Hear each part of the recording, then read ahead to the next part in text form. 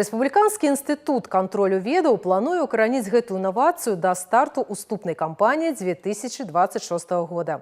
Реализация проекта даст магчымасць праглядаць і спампоўваць электронныя сертыфікаты з сістэмы «Электронная чарга» для подачи документов при поступлении у ВНУ. Работа по разработке и внедрению уже начата, и будет она осуществляться в рамках такого проекта, который уже работал в 2025 году, как электронная очередь, когда абитуриенты могли регистрироваться фактически для подачи документов централизованно через портал «Электронная очередь», который размещен на сайте Республиканского института контроля знаний.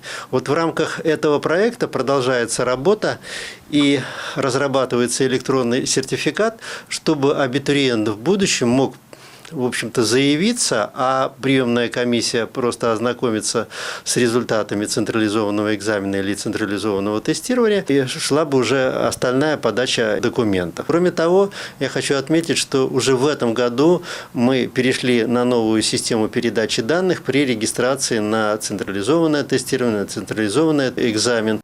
В ближайшие 2 годы система будет проходить апробации. У Министерства эдукации лічаць укараненне электронного сертификата важным кроком для стварэння адзінага лічбавага адукацыйнага асяроддзя, павышэння даверу да вынікаў экзаменаў і спрашчэння працэсу поступлення ў ВНУ. Дарэчы, усе сертыфікаты будуць завяраць электронным лічбавым подпісам. Аднак атрыманне на рукі электроннага дакумента з вынікамі праверкі зусім не азначае, што адмяняецца неабходнасць прадастаўляць у прыёмную камісію сертыфікат на папяровым носьбіце.